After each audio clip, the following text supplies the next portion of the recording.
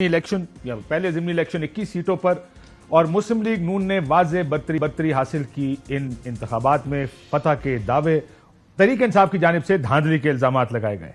इस ज़िमनी इलेक्शन की अहमियत क्या है? 8 फरवरी को इलेक्शन हुए। मुस्लिम लीग नून का ख्याल है कि हम 8 फरवरी का इलेक्शन जीत गए।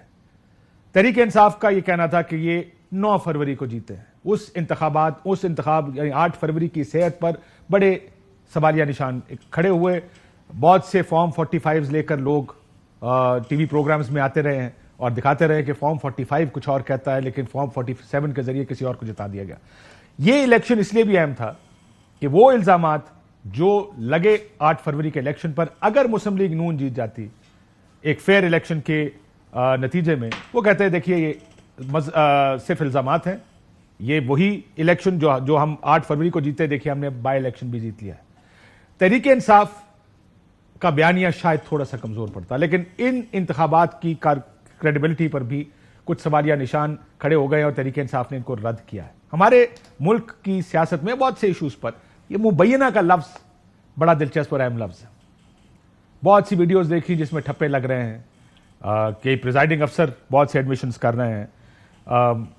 बहुत से इल्जामात उन लोगों की जानिब से लगाए जाते रहे, वीडियो एविडेंसेस के साथ, जो सोशल मीडिया पर गर्दिश करते रहे, जो इलेक्शंस लड़ रहे थे।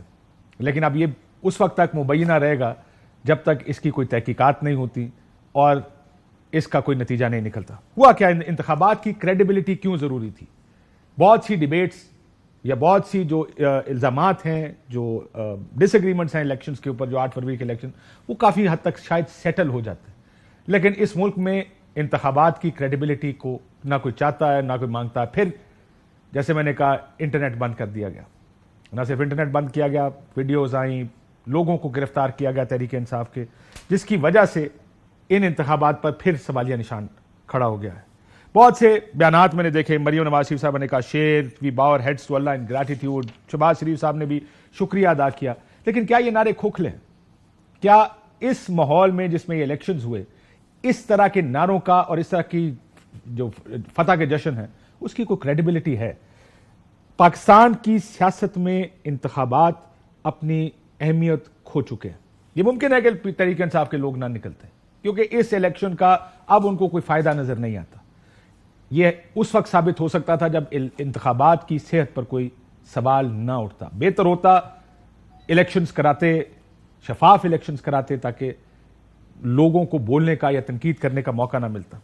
लेकिन अभी एक तरफ से फतह के दावे हैं, दूसरी तरफ से धांधली के इल्जामात हैं। शेख वकास अकरम साहब तहरीक इंसाफ की तरफ से हमारे साथ मौजूद हैं, बिलाल कियानी साहब मौजूद हैं मुस्लिम से, बहुत शुक्रिया आपका। दानियाल अजीज साहब, बहुत शुक्रिया आपका भी।